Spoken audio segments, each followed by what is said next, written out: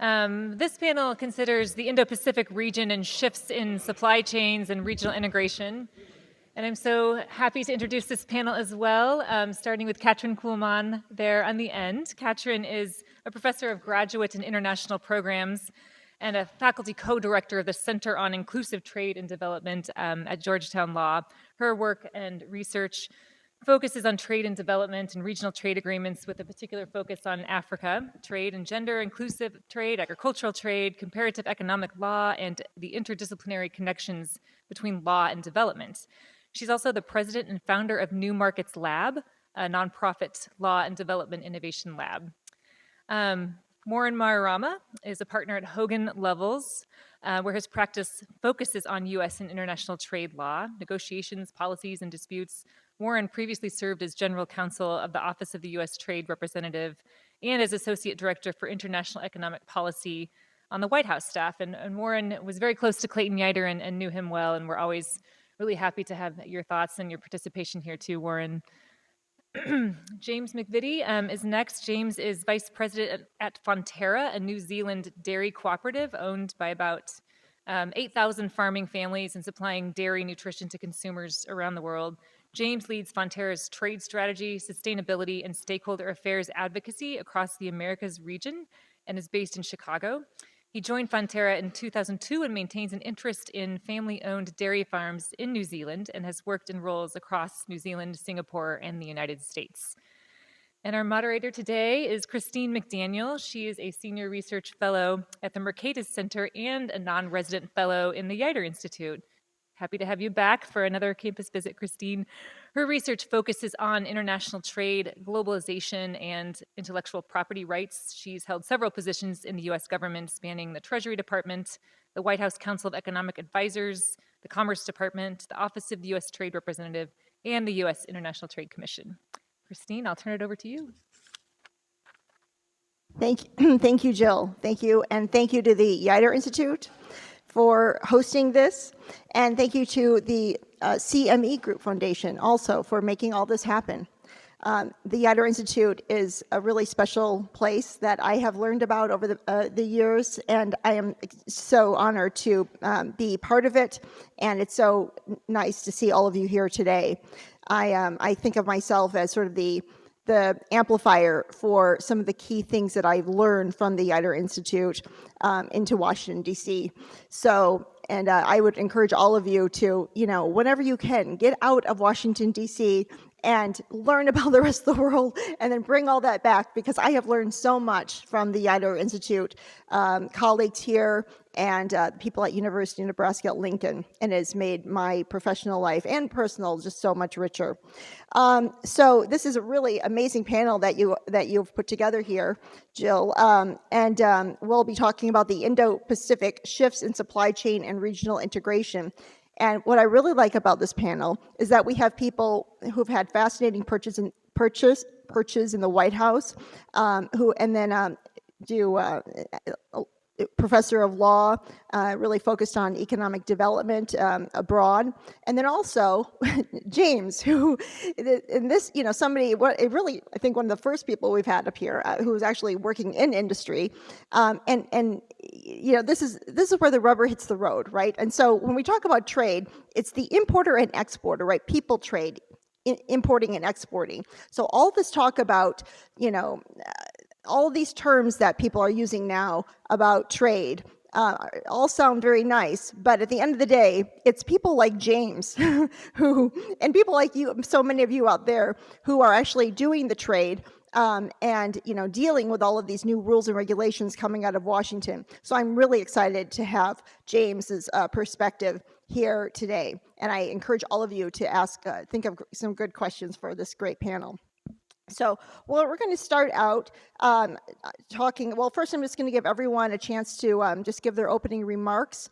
Of course, we're focused on the Indo-Pacific, and we've had an Indo-Pacific Economic Framework, IPEF, negotiated a few years ago. So, I'd like to give everyone a chance to give their opening remarks on their views on the Indo-Pacific, that framework, and supply chain. Some outstanding supply chain issues that they see need solving over the next, say, 2 to 3 years? James? Thank you, Christine, and I'm thrilled to be here to provide a New Zealand dairy exporter perspective for trade and in the Indo-Pacific region. And thank you to the Yeutter Institute for the invitation. When I moved to Washington, D.C. from Singapore in 2015, Clayton and Warren were some of the first people I met because Clayton was advocating for our interests of free trade, and he actually had some very deep connections with New Zealand. He actually co-chaired the New Zealand-US Partnership Forum from 2006, and he was actually in our second largest city in 2011 for a partnership forum when they had a massive earthquake. So I'm not sure how many earthquakes you get here in Nebraska or DC, but that must have been quite an experience for him. So Fonterra, dairy exporter to the world. We export dairy nutrition to 120 markets. We face a lot of trade distortions, subsidies, high tariffs. In fact, over $1 billion of tariffs are paid on our trade a year. Although New Zealand's made great progress with free trade agreements right throughout the Asia region, and most recently with the EU and the UK. So we know, trade is important for our shareholders, but for the world dairy trade market, only 8% of milk is traded across borders. So, when we look at the Indo-Pacific region, they actually contain many of our top markets, particularly in Southeast Asia. So all of them except for the very smallest ones like Brunei or Fiji, and perhaps India as well, because it's a protected market, are some of our largest markets. And we support trade liberalisation in the region. And when we look at the Indo-Pacific Economic Framework, we were disappointed the US didn't decide to come into CPTPP. I mean, that's still an opportunity to level the playing field, and in fact, US dairy exporters face tariffs that New Zealand doesn't face into growing Southeast Asian markets. But in saying that, we still support the Indo-Pacific Economic Framework as an innovative way to address those trade impediments facing the region. So they, particularly in the area of non-tariff barriers, although the trade pillar hasn't been progressed at this point, but maybe in the future, we face a plethora of non-tariff barriers, supply chain resiliency, and sustainability, and particularly decarbonisation. So those are the three key areas that we see opportunities in the Indo-Pacific region. So non-tariff barriers, that's huge in agriculture and dairy. There's some legitimate reasons for SPS requirements, be it public health, biosecurity, food safety, but a lot of standards around the world differ from international frameworks like Codex. They had a lot of cost to trade, like import licensing, labeling, and so forth. So it actually, in addition to tariffs, it's a major impediment to trade in the region. And then, supply chain resiliency. I mean, we export 2.5 million tonnes of dairy products per year, so that's over 100,000 containers. And, we saw through COVID how fragile supply chains are, and it feels like our supply chain team, they're at a constant state of crisis, and most recently the East Coast port strikes. We fared actually reasonably well through COVID. We've got a great relationship with other New Zealand exporters and Maersk, and a partnership we have in Katahi. So we actually getting the ships into New Zealand wasn't an issue, but it doesn't take much disruption in the world trade system where containers aren't in the right place and so forth, or there's restrictions in certain regions. So we're a big fan of anything that can be done to increase the resiliency of the supply chain to ensure the trade is always flowing. And the final area is sustainability and decarbonisation. I mean, this is a huge area for us. Our customers are increasingly asking us to align to a net zero future. We've made some commitments to reduce our carbon emissions 30% for our manufacturing, and 50% for our manufacturing, 30% on farm. And so anything, this is the clean economy pillar of IPEF. Anything that supports joint innovation, technology transfer, investment in that area, we support. In fact, private-public partnerships, we've got some great examples working with New Zealand government, other agriculture exporters, because emissions in New Zealand are 50% of our whole country's emissions. So some of the solutions we're working with US universities, startups like in enteric methane reduction, some really exciting innovations that if we crack it for the pasture-based system in New Zealand, those innovations can be shared in the US and globally as well. So, yeah, thank you. Thank you, James. Yeah, I'm glad you mentioned the 4 pillars of the economic framework, but I'll pass it over to Warren now.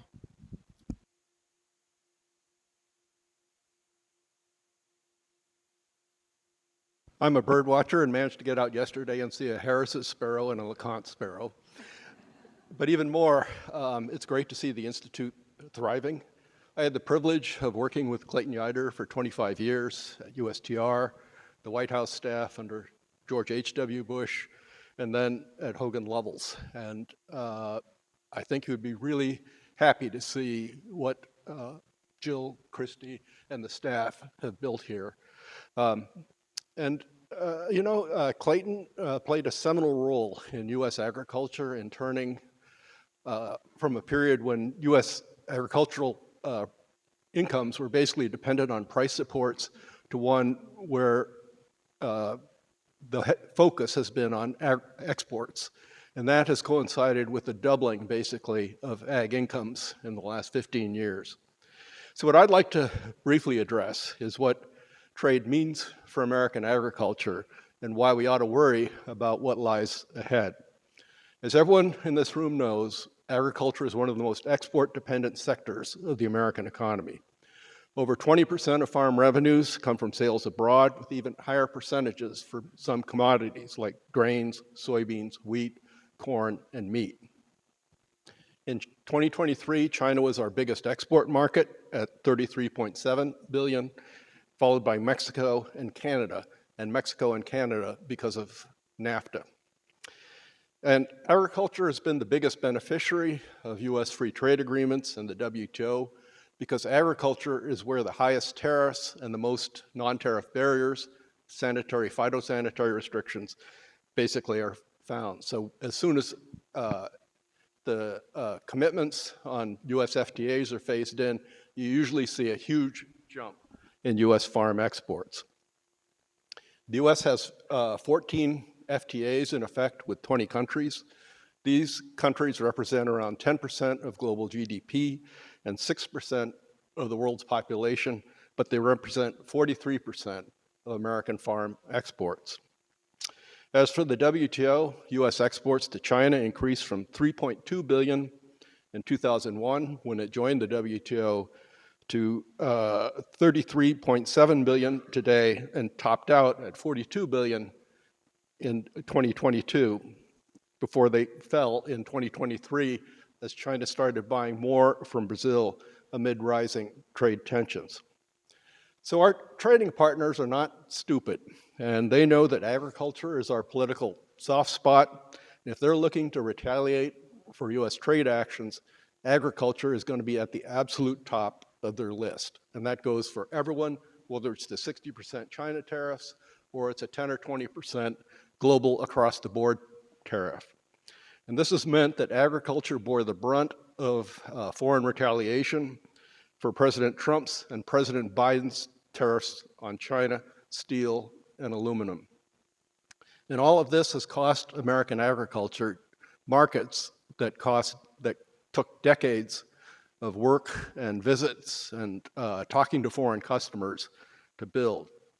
And while it's possible to shift our exports to other markets, there is not enough demand in the rest of the world to offset what we're losing in China. Now, this is not to defend China, since there are very legitimate concerns about its security and economic threats to the United States and its abuses of human rights, but to state the simple reality that it's just impossible to offset the loss of the China market, and particularly if the tariffs shoot up to 60%, in which case the Chinese will be looking to absolutely shut down anything from the United States that they can possibly dispense with. This lack of new opportunities has been especially acute under the Biden administration because of its aversion to U.S. free trade agreements and to market access agreements. And if there's going to be even a semblance of trying to replace lost U.S. exports to China under either a Harris or a Trump administration, American farmers need FTAs to open new markets for U.S. products, particularly in rapidly growing markets in Southeast Asia. But under the Biden administration's worker-centric, union-driven trade policy, these opportunities just don't exist. So we're going to lose more ground potentially, since CPTPP gives competitors like Canada, Australia, and New Zealand preferential access to ASEAN, which means they're going to displace U.S. exports as tariff reductions under these agreements are phased in. And the other thing is, as the Chinese look to Brazil, we're seeing Brazilian production increase, and even no matter what happens, even if we manage to work our way out of the China fix through some sort of a trade deal, that production probably is not going to go away. Thank you, Katrin. Well, thank you so much.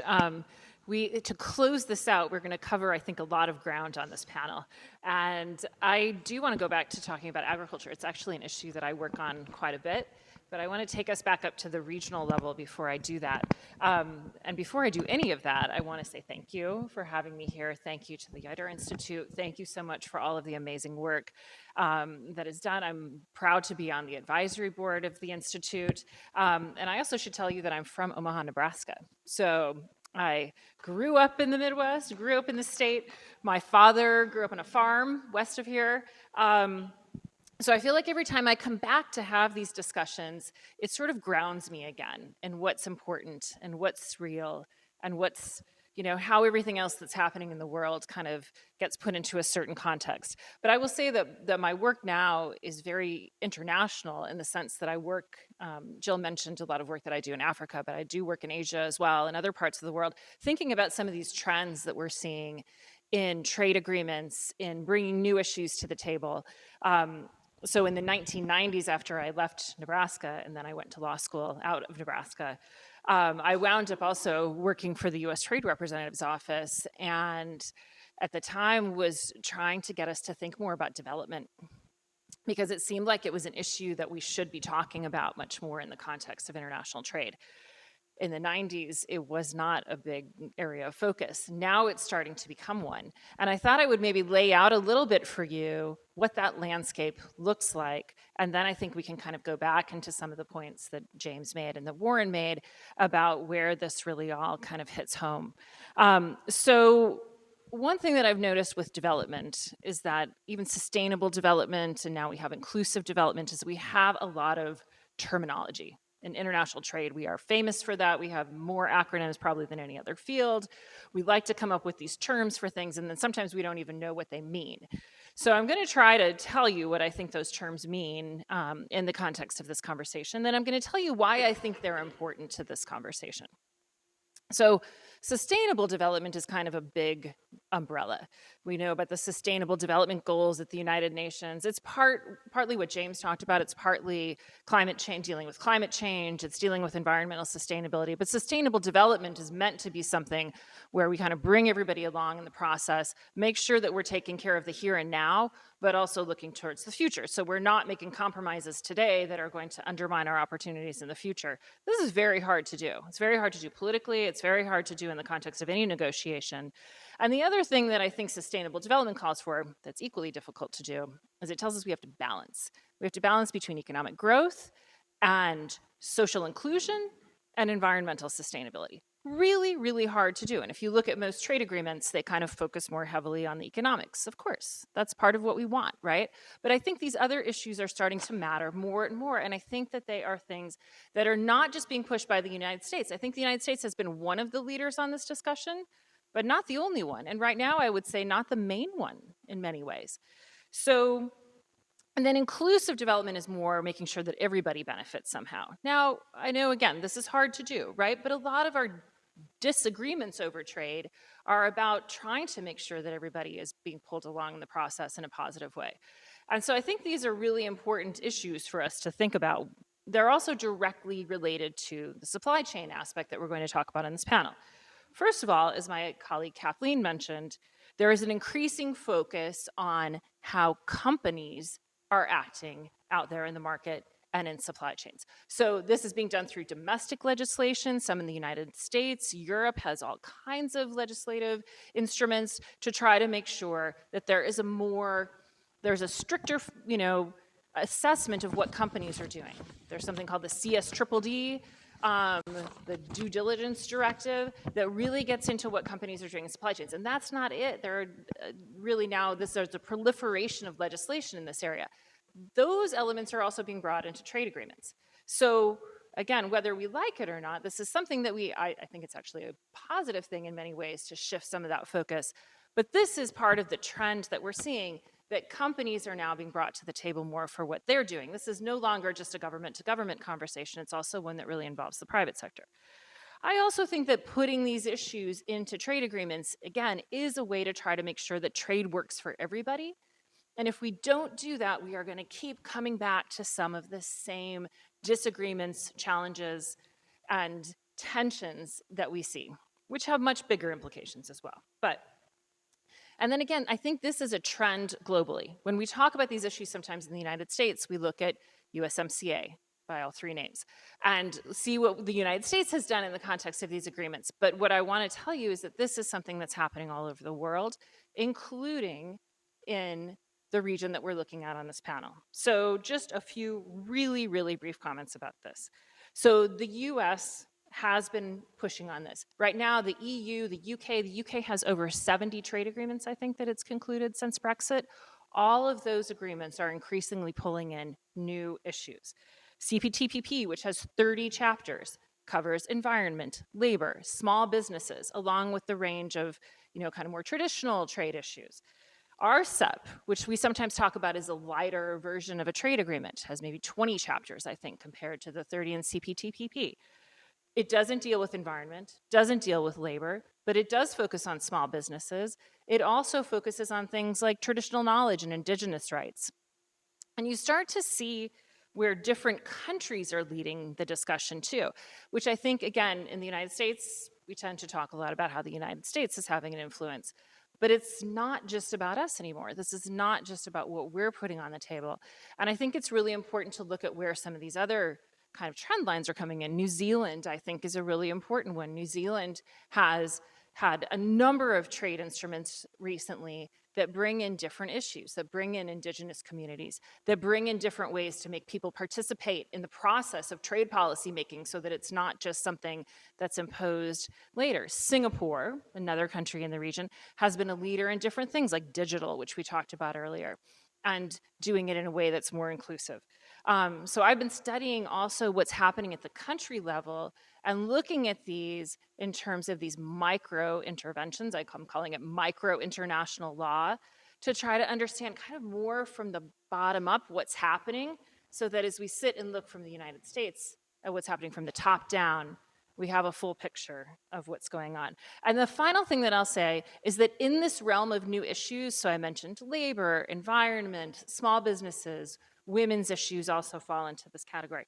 Food security, I think, is starting to become something that is slowly making its way into trade agreements. China has a free trade agreement with Peru that has provisions on agricultural cooperation, which I think is really interesting. There is a EU-New Zealand free trade agreement that has provisions on cooperation on sustainable food systems. The EU has put food security into another agreement that it has with African Pacific and the ACP nations, Caribbean and Pacific nations.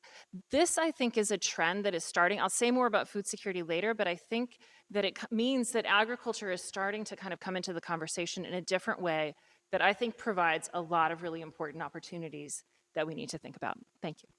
Thank you, Katrin. I'm still searching for a definition of sustainable trade. Maybe later when it's you can. Bring me to task on that. Yeah, I'll bring you to task on that. Just a very simple, real-world example of what is sustainable trade. Although it was Katrin's point about bringing people in. That was interesting because I remember back in the day when Andrew Durkin ran Trade Vistas, she wrote a great piece on how the United Kingdom's trade office, they had this amazing advanced system for bringing people's voices into the trading system, but like before they did a trade agreement. It was, they were really way ahead of their time. Well, then fast forward to the future, they voted to leave the EU, and now their per capita GDP is about the same as Mississippi's. So I don't know. I don't think we have good answers for this, but obviously the more communication that happens within a country, the better. I still, it's still, it's not clear to me that what we really do mean by sustainable trade, unless we just mean mutual recognition of standards and both countries agreeing to cooperate on the same goals. So there are these 4 pillars of IPEF: a connected economy, resilient economy, clean and fair economy. And we're here today to talk about the resilient pillar, the supply chain pillar. It was lauded as the first of its kind.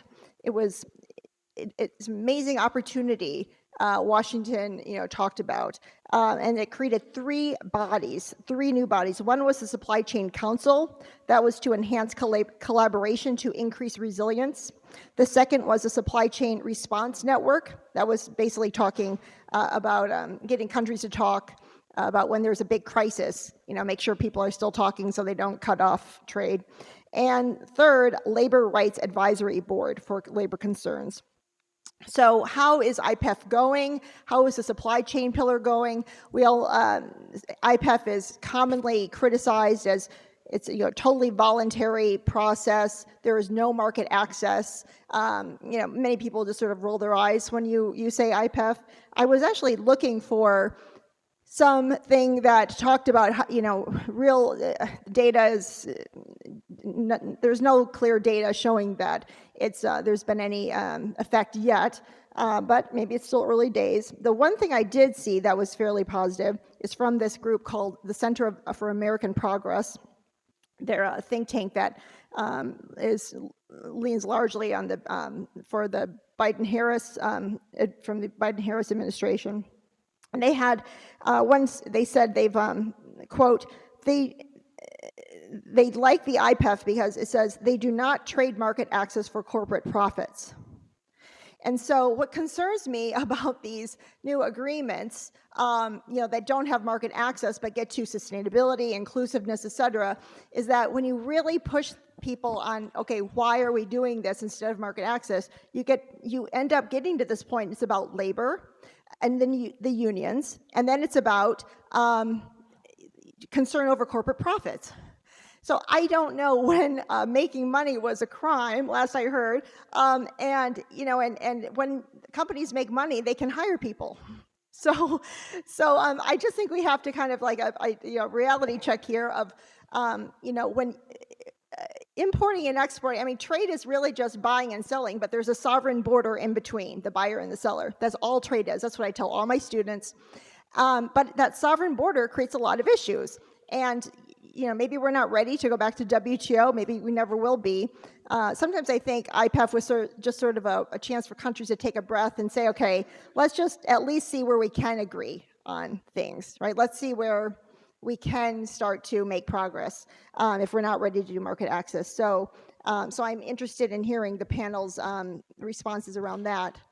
So let's go to Jamie, and if you could just talk a little bit about the supply chain pillar, and what have we seen so far from IPEF, that excites you or that concerns you? Well, I guess the jury's out. I mean, it's the agreement's just kind of been signed and ratified. So I think there's some useful frameworks there to discuss some of these very important topics. Trade has an incredibly important role in a sustainable world food system. So, how can we ensure that trade between countries are seamless, that it's moving across borders, ports? So, the cooperation and collaboration, crisis communication, crisis coordination, and treating food as an essential product to cross the border as opposed to some other products, all important, but it's still early days for us to see actually what are the tangible gains for trade. We've seen all the disruption, but where can it actually get some runs on the board? And then to the earlier points around the trade narrative, and corporates. At the end of the day, Fonterra is a big dairy exporter, but we're a cooperative of 8,000 farmers. So we've actually, over time, changed our trade narrative from, yes, it's delivering all these economic benefits, to delivering benefits for regional communities, jobs offshore because our dairy ingredients for further processing. 10% of our farmers around are indigenous Maori farmers. Labour, we've got a strong labour movement in New Zealand. So we're actually making trade more relevant to different communities and bringing them along on the journey, which is incredibly important for, buy-in. So, yeah. Well, the first thing is the trade pillar of IPEF collapsed in San Francisco, and it's going to be very difficult to revive because we have some very big asks on labor rights, the environment, rapid response labor mechanism, and we aren't offering the foreigners anything in terms of market access. So that's a very hard trade-off, and maybe the world's greatest trade negotiator can talk them into it, but it's going to be very difficult. On the supply chain pillar, I think Commerce recognized that governments have only a limited role in supply chains. It's mainly a corporate decision. And from what I've seen of multinational corporations that put plants in different countries, it's a very cold-blooded decision that turns on costs, the rule of law, and whether your property is likely to get expropriated, market potential, all sorts of economic factors. And what the government wants companies to do, whether it wants them to put investments into the Philippines or India or Indonesia, is a very marginal factor.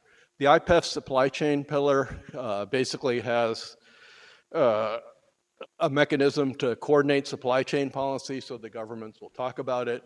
They have a mechanism for an early warning system to say when there may be supply chain bottlenecks that are developing. But really, I'm not sure it's going to do a lot to reshape how corporations decide where to put their money. And some of the conditions that would come with IPEF, like stronger labor rights, tougher environmental restrictions, and a rapid response labor mechanism, I would think are likely to operate, maybe you won't like this, but as disincentives rather than as incentives to put money into some of these countries.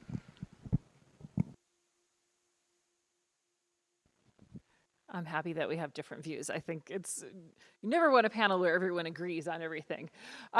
So let me talk about where, and I think as James said, it's too early to tell. I mean, this it's much too new for us to really be able to make an assessment of whether this is working or not. So let me talk a little bit about where I see maybe some of the pros. I probably will differ a little bit from what Warren just said, but again, I think that's, I think we need some of that. And then I'll talk a little bit about where I think some of the challenges are. So on the side of the pros, and again, I think we're hearing this from James too, I think sometimes where you see the pros depends on where you are. I think, Warren, you said, that this decision of how to invest in supply chains has sometimes been like a pretty kind of ruthless decision. And I think that we are, for various reasons, need to move into a different mode on how some of this gets factored in. So I do think, actually, it's positive that The IPEF, puts an emphasis on things like resilience and sustainability. Oh, I should probably go to Christine's question about what does that actually mean? Inclusiveness and balancing it with economic growth. I think this is overall a positive thing. I do think that having a focus on labor rights following the International Labor Organization's tripartite model of, government, workers, and employers, I think that's overall generally a good thing. Now, IPEF also has a pillar on energy decarbonization and infrastructure, and I think it's almost impossible to kind of look at these things in complete isolation. And so if you think about the supply chain development, I think that the pillar on climate has to be considered alongside it, on energy security and energy transition, on GHG reducing technology, on sustainable land, water, and oceans, on innovative GHG capture and removal, on just transition in the climate space, and on stakeholder engagement. Again, I do think that these things really matter. I think that we're all going to need to be part of the solutions, but I think some of these things are also areas where you could see some potential gains for companies too by moving in some of this technology. I mean, I do think that this is going to be probably a place in the future where there is going to be the potential. I don't disagree though. I think if you kind of go to the more questionable side, I mean, IPEF is just not, it's a model that's very aspirational. It doesn't have anything that really binds the parties in the traditional sense. It's not a full trade agreement. Now, I don't know that we necessarily need to continue with these full trade agreements. We had a lengthy discussion about this in the last panel. I think that these new models, I mean, they certainly raise questions of administrative law. I will not rehash that. But I think that they also raise questions on what is the right model? How should we be engaging? And we probably are in a place where getting a full trade agreement right now is going to be next to impossible. So, I mean, I do think that there is some benefit to trying to do, isolate some of the issues. But if it's completely cut off from the market, if it's completely cut off from market access, as I think two of my co-panelists have said, I'm not sure how effective some of this is going to be. I do think, though, that if you look at other Asian trade agreements, like setting aside CPTPP, perhaps, which I think was not, was an agreement that the United States had spearheaded and then dropped out of, the way that I think some of the trade models in Asia have evolved have been on that kind of softer, more aspirational, more incremental model. So I don't think that this is inconsistent with what has been done previously under ASEAN, under APEC. I mean, a lot of the work there has been more incremental. I have to say, as a lawyer, sometimes that is difficult because these are not, again, binding agreements. We don't take them to dispute settlement in the same way. I spent a lot of time, though, at APEC last year. And one of the things that kept coming up in the conversations at APEC was, we are not going to agree on anything if we don't take this kind of more gradual incrementalist approach. And so I think that's worth thinking about too. Is this desire to have everything in the agreement going to prevent us from getting anything in the agreement? And do we have to think about how things are done in different parts of the world, how you're going to get buy-in around issues? So I think that could be both a plus and a minus, maybe. Let me just quickly mention two things. One is there is a new agreement that I just want to put on your radar. It's called ACCS, A-C-C-T-S, the Agreement on Climate Change, Trade, and Sustainability. It was recently concluded by New Zealand, Iceland, Costa Rica, I'm forgetting Switzerland. Might not seem like a thing to have at the top of your list, but it is, again, a new form of agreement. It is focused exclusively on climate change. It's meant to be also this agreement, we've talked about this kind of over the course of the day too, that is modular in the sense that you can add on to it, but also that is open to new members. So you have the original countries that sign it. Norway is now talking about joining. Others, I'm sure, will think about joining too.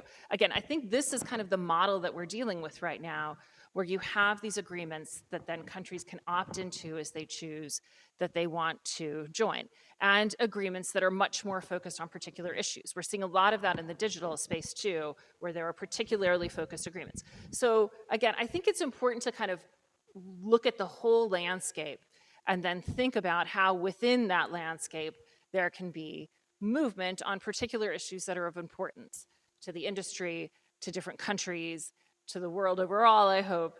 And maybe I'll close with trying to see if I can answer Christine's question, but I'm not sure I'm going to do it perfectly. So sustainable development, I think, is difficult because it is a concept that is not incredibly well defined. In international law, I think we would probably call it a principle. It's not a binding concept. It's not something that you can easily kind of pin countries down on. The UN then, so there is a definition of sustainable development, and you see that you see the term sustainable development coming up in all kinds of places, including in the preamble to the World Trade Organization, including in most trade agreements. So most of the trade deals that have been done over the last 40 years or so have some reference to sustainable development because this is where international law has been evolving. But again, to really sort of take that to court and get some kind of determination on it is difficult. There was a court case, though, a WTO case, that used sustainable development as a way to try to interpret exceptions under Article 20 of the General Agreement on Tariffs and Trade. So it is starting to kind of come up in jurisprudence as well. But it's meant to be something, again, that balances the needs of the present with the needs of the future, and does so in a way that thinks about economics and social issues and environment all together. Again, a little amorphous. So the UN came up with 17 sustainable development goals on a whole range of things that have indicators attached to them and targets attached to them. Some of them are much easier to operationalize than others. Some are very precise and some are very, very broad. But without a doubt, a lot of them do relate to agriculture. And so, again, I'm raising these things because I think we need to be talking about them. We cannot have a conversation about trade and agriculture without bringing in some of these other dimensions. Well, I guess in my comments, I dissed IPEF as something that's going to remake Asian Pacific supply chains. But there are major shifts that are underway. They don't have anything to do, I think, with IPEF, but they are related to the Trump 301 tariffs, which has pushed a lot of stuff out of China into places like Mexico, Vietnam, Malaysia, Thailand. And the other is, basically the US-China trade tensions. Again, leading companies to move their supply chains out of China into some other place. Some of it's coming here, but a lot of it is going into Southeast Asia or Mexico because of USMCA, CUSMA, whatever. Thank you, Warren. At this point, I'd like to invite you all to start asking this amazing panel you have in front of you questions. And it looks like we might have one already, so go for it. Thanks. Oh, maybe not. Okay. Well, please go ahead and ask a question. But in the meantime, there's this great quote by Deirdre McCloskey who said, she said. We're so focused on slicing up the pie, but we forget that we need to grow the pie too, right? And so maybe we need to do both, for sure. But the slicing up the pie is, that's a domestic policy issue, right? And so once you start putting those provisions in trade agreements, things get difficult, and not every country has the same social. What happens when, countries don't have the same social goals? I don't know. But this stuff is hard. I think Carlo this morning, great point. When we don't have global trade rules and we're just trying to shoot from the hip, like we did last time, we had USMCA. The U.S. said, okay, nobody's going to do an agreement with China. Let's all agree on that. And it's like, okay. Then, before you know it, Lighthizer turns around, and then we do phase one deal with China. And so then where is Canada left, right? And then also we need cooperation. Ed Ballestori and I just have a new piece out showing empirically showing the importance of cooperation. And that's great on paper, but it often costs our trading partners to cooperate with us. Here we got Canada to cooperate with us on EV tariffs, but then guess what? China shoots back at them on canola oil in retaliation. Canada doesn't have the deep pockets to pull all those guys, forward like we did, and And so what, we're just going to leave them high and dry? So I just think, all this stuff sounds good, but when it comes to it, I mean, you kind of do see why, where the most favored nation principle comes from, or national treatment principle comes from. It's getting back to first principles, like I think what Ted was talking about, what Ken was talking about earlier this morning. And maybe the world's not ready to get back, or the US isn't ready to get back to that yet, but it's hard to wrap your head around a sustainable solution that the whole world can sign on to, when one country's definition of sustainability or inclusiveness or whatever is different from another country's. I think that was one of the reasons, Amy talked about the ITO. I think I went back and I was reading, the Havana Charter and what different countries were saying at the time. And that was one of the reasons that the Havana Charter, the ITO, didn't take off, because at the end of the day, countries could not agree on global labor laws, right? So, it sounds good, but it's really hard to do in practice.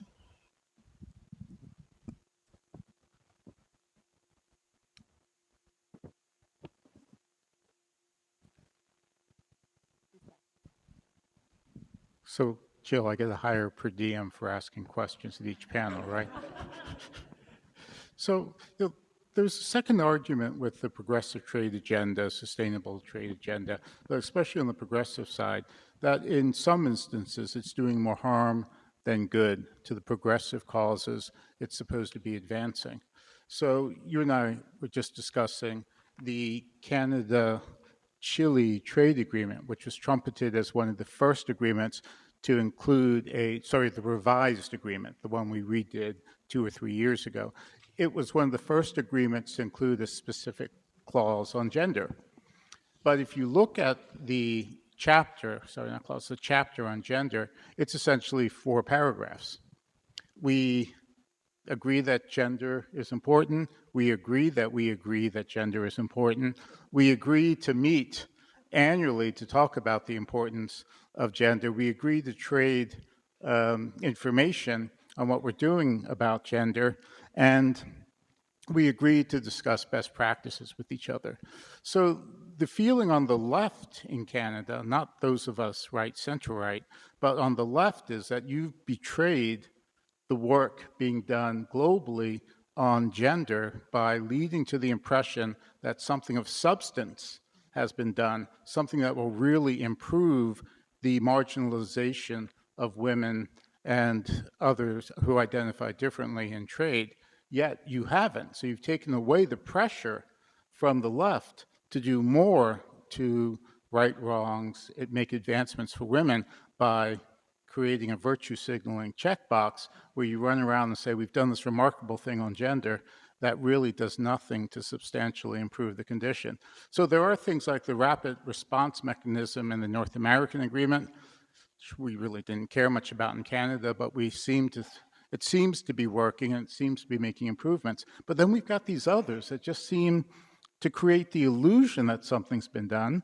They allow governments to stand up and make pronouncements, but there's nothing of substance. And this is a criticism, the new criticism of trade from the left in Canada. Not just the old criticisms of you're harming communities of workers, but you're actually creating a different sort of harm by creating the illusion of progress and yet not doing anything and taking away pressure. So. Yeah. So yeah, I mean, I agree with the premise. If you fill an agreement with too many things, but forget from our perspective on tariffs, that's not a productive outcome. But trade agreements often, is only the first step. I mean, the importance is whether they create the frameworks for governments and private sector to get around the table to deal with very chunky, complex issues that you can't really all encompass in a trade negotiation. So, from our perspective, any opportunity to get governments and private sector around the table, but there's a huge amount of resource required, and actually the implementation, ensuring the agreement is relevant and is creating incremental improvement. So I actually don't disagree with you. You might be surprised by that. I have done a lot of analysis of the provisions on women in trade agreements and wrote one paper with a colleague where we called the entire thing a Potemkin village.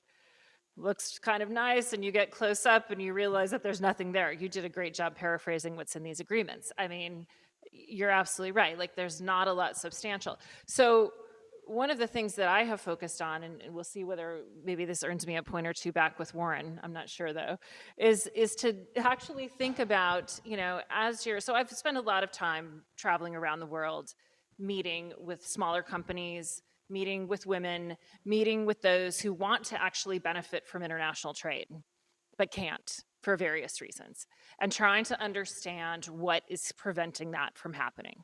And it could be a whole range of things. And I think, again, you could take this in the context of an individual. You could also take this in the context of a country. But if part of our challenge right now is thinking about what we do when the market with China becomes so complicated that it's cutting off opportunities that we need to find elsewhere, we have to figure out some way of ensuring that the rest of the world is going to be able to make up that gap, even if they can't make it up completely, as Warren said. And so in all of those conversations that I have had with small businesses, with women, with individuals who are trying to benefit from trade, it usually comes down to some pretty fundamental things. And those things are not at odds with what is in trade agreements. They are, however, at odds with what is in some of these provisions. Not necessarily labor, because I do think if you talk to workers, they want better labor standards. That's, I think, understandable, right? But if you talk to a woman trader, what does she want? She wants to understand how to navigate the market. She wants to be able to sell what she has to somebody who's going to buy it. She wants to be able to get across a border without being attacked, without having to wait in the dark. I mean, things that, again, we don't think about anymore because I think, for us, trade has become something that is so much more, it's not happening at this kind of very personal, rudimentary level anymore. But if you go to a border crossing in most countries, they are a terrifying place. You don't want to spend time at a border crossing. Nobody wants to spend time at a border crossing. A small company will tell you, here are the things that I need. Yet when we're looking at these trade agreements and we're trying to figure out how to make them more sustainable or how to make them more inclusive, we don't necessarily approach them in terms of how do we focus on the sectors that small businesses or women are working in.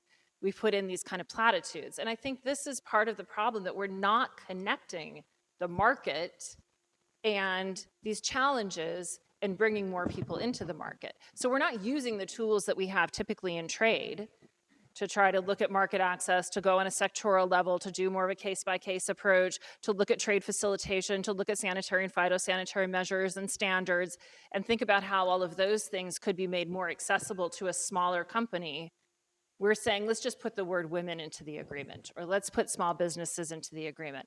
And so I completely disagree with you. I think there is this huge disconnect. We're not approaching this like trade experts or trade negotiators.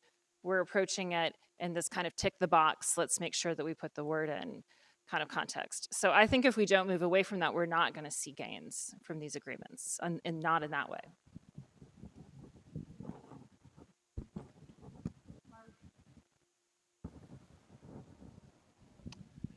Yeah, so many questions, but pulling it back to agriculture, Nebraska is the third largest ag complex in the United States at $100 billion for the complex. And so as we look out in the world and we look at what is working around the world in agriculture, and quite frankly, you look at Europe, you look at some of these different systems that are getting substantial restrictions relative to sustainability conversations. And I don't see that it's actually working well for the farmer on the ground. And then as we talk about trade then, and as we talk about trade agreements, Indo-Pacific conversation, we just have to remember that at the end of the day, there is a person out in the field having to carry out their multi-generational understanding of farming with also someone saying that this is the way you need to do it if you want to trade. And so I think it's important that, and we know in this room that we're there, but it's important that agriculture is at the table in these conversations as we move forward, because it so is impacted. If it's going to be successful, it has to be carried out, on the farm or ranch level. And that's sometimes difficult. And we in agriculture are really grappling where we fit in this conversation relative to decarbonizing. And we want to be there. I think we have a great story already that we haven't told very well. But we also need to figure out, how are we going to be compensated to a degree for carrying out some of these different things that we're being asked to carry out? Yeah, agree 110%. I mean, what we're seeing is a merging of the sustainability and trade world. So if done poorly, it's a very fertile ground for a whole bunch of new non-tariff barriers to trade. So, some of the things we're seeing out of the EU, like deforestation regulations, or carbon border adjustment mechanisms, while the objectives are admirable and probably aligned around the world, how they're actually implemented, saying our way or the highway, we're really, you really need to, agriculture absolutely needs to be at the table to advocate for there's different pathways and different production systems in different regions of the world to achieve sustainable outcomes. So, it's a real lacking agenda in the WTO sustainability. So, New Zealand's got sustainability food systems in the EU FTA, but there really needs to be a multilateral agreement. Otherwise, we're at risk of regionalism, on sustainability. And from the farmer perspective, I mean, you don't want 5 different auditors, different production systems. You want one aligned approach. So, absolutely.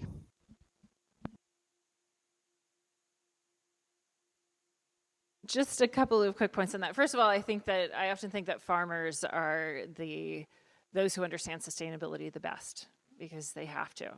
And I think part of, again, what I am saying is I see the world changing a lot. I see these agreements changing. And I think that part of the way that we need to kind of respond to that change is thinking about how to have the conversation in a different way. I've spent a lot of time visiting farms too, a lot of very small farms, and talking to farmers the same way that I mentioned before, talking to small businesses. And if you talk to a small farmer too, they will tell you exactly what they need. But again, when we get to the negotiating table, we don't necessarily think about that. And they want more productivity, right? They want to be able to kind of weather the difficulties that they're going to face. They need more financing in a lot of places. And again, if you look at, what the agricultural sector in Nebraska that is so advanced needs from the rest of the world, you also need the rest of the world to have access to finance and to have access to infrastructure and to have access to markets. It can't be just just us having that. You have to spread some of those benefits everywhere. So going back to what I responded to on the previous question, I mean, I think that our engagement needs to be much more granular and much more meaningful in order to make all of this work. I do want to just mention too that Europe had another directive on deforestation that was moving forward and then got pulled back recently for exactly the reason that you mentioned. And so because it's going to be very difficult to implement, because it's going to have it's going to be very, very difficult for smaller companies, for farmers in developing countries to be able to meet these compliance requests. And part of what I think was already happening is because of some of these demands, things were shifting into, actually tearing down even more forests. So I think that we have to be really careful of how we design these things. And I do think that we have to really think about, again, kind of flipping the equation so that we're not just thinking of these as these big treaties that governments are off negotiating or something that the government is, coming up with a perfect legislation, that it actually has to be done in the context of those it's going to impact.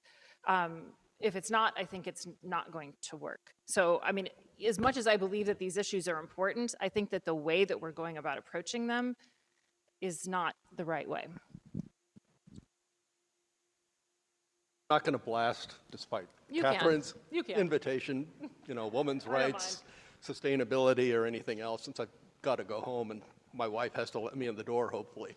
But one thing I would like to take this back to is the previous panel, and how when U.S. trade policy functioned well, it was because there was a bipartisan consensus or a real effort within Congress to build a bipartisan consensus on our goals, our negotiating strategies, who we wanted to trade with or who we wanted trade deals with.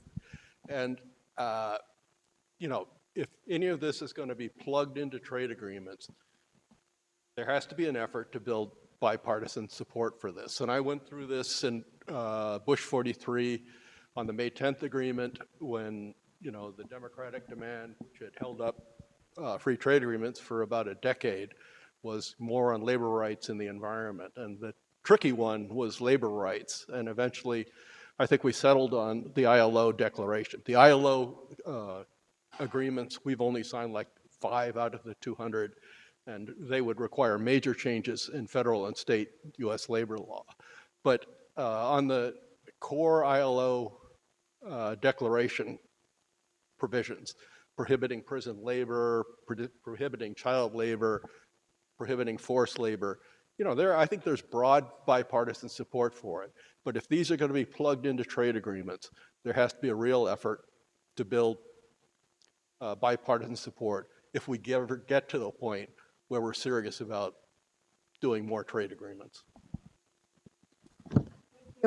Thank you. Well, on that, do you have any last remarks, or shall we wrap up? Any more questions?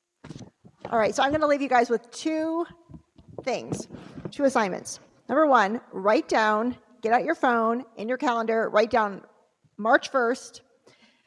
Ask your member of Congress in the House or Senate, both, what have we gotten from the tariffs so far? Okay, because by that time, the new administration will be in, the new Congress will be in, and like Amy Porges was saying, okay, maybe we're owed a refund. I don't know, but you can ask what we have gotten for these tariffs. You're the one paying for them. Ask your member of Congress, what have we gotten so far from the tariffs? And number 2, go and buy this book. It is so great. It's so much fun. It's called Farmers versus Foodies by Ray Starling. I have learned so much about agriculture and reality and non-reality from this book. It's a lot of fun. And I think will really help put a lot of these discussions into perspective. And I just want to say thank you. Thank you to this great panel. Learned so much again. And thank you all for coming. And thank you to the Yeutter Institute and the CME Group Foundation. And I hope you guys all have a great day.